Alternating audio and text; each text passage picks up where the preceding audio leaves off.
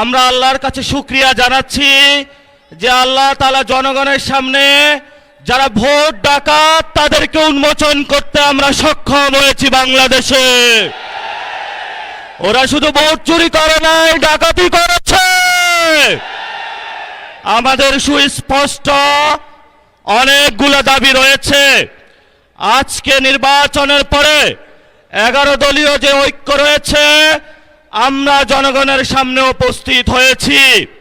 আমরা প্রথমত বলতে চাই, পার্লামেন্টে যে ভোট ডাকাতরা গিয়েছে, জনগণের সামনে আমরা বিরোধী দল হিসাবে হাজির হয়েছি। আমরা রাজপথে থাকব। কড়ায় গন্ডায় ইঞ্চি ইঞ্চি করে জনগণের উপরে যারা ভোটের ইঞ্জিনিয়ারিং করেছে, ভোট ডাকাতি করেছে, নতুনভাবে জুলুম চাপিয়ে দেবার চেষ্টা করছে, আমরা তাদের কাছ থেকে বুঝে নেব ইনশাআল্লাহ। আমি সংক্ষিপ্ত কথা বলবো। আমাদের ভাই শহীদ উসমান হাদি আজকে আমাদের মধ্যে থাকতে পারতেন। সংসদ সদস্য হিসাবে ঢাকা 8-এর আল্লাহ ওনাকে শহীদ হিসাবে নিয়ে গিয়েছেন। আমরা বিচারের দাবিতে মাঠে গিয়েছি।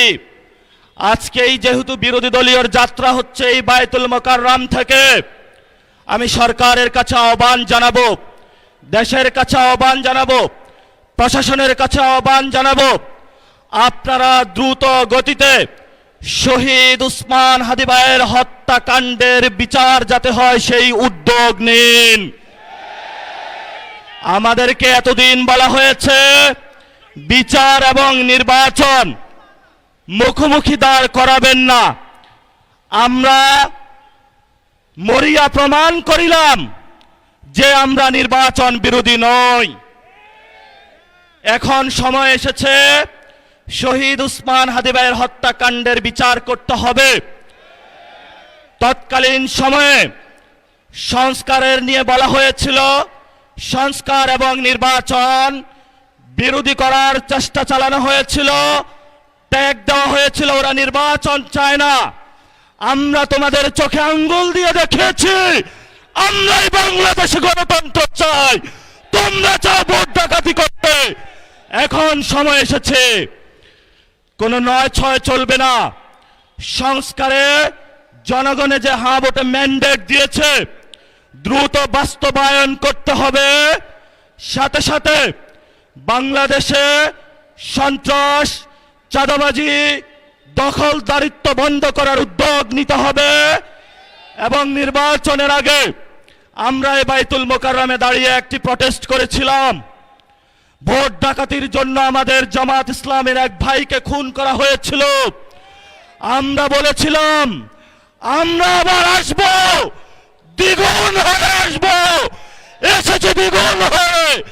আমাদের ভাইয়ের হত্যার বিচার বুঝে নিতে হবে। রাজপথ সংগ্রাম জারি রাখতে হবে। যেই বোনদের উপরে আক্রমণ করা হয়েছে, পেটে লাথি মারা হয়েছে, বোরকা ধরে টান দেওয়া হয়েছে, গুলিবিদ্ধ করা হয়েছে, পা ভাঙা হয়েছে, প্রত্যেকটির হিসাব কড়ায় গন্ডায় আমরা ইঞ্জিনিয়ার তারেক রহমান থেকে বাংলাদেশে বুঝে নেব ইনশাআল্লাহ। আমরা একমাত্র ভয় পাই কার কাছে? আল্লাহ ছাড়া আমরা কারো কাছে ভয় পাই না। হে মালিক, তুমি আমাদের রক্ষাকারী, তুমি আমাদের রিজিক দাতা। যারা এই বাংলাদেশে জনগণ 17 বছর অপেক্ষা করেছিল, আমাদের অধিকার ছিনিয়ে নিয়েছে, ভোট ডাকাতির মাধ্যমে ভাইদেরকে হত্যা করেছে। আরশের মালিক তোমার মালিকের বিচারে আমরা বিচার রেখে গেলাম। তুমি তাদের দৃষ্টান্তমূলক শাস্তি বাংলার মাটিতে জনগণের সামনে করবে। আমরা আজকে তোমার মসজিদের সামনে বিচার রেখে গেলাম। বাংলাদেশের মানুষ হতাশ হবেন না। লা তাহজান ইন্নাল্লাহা মানা, আল্লাহ আমাদের সাথে আছেন, শক্তিমান। নাই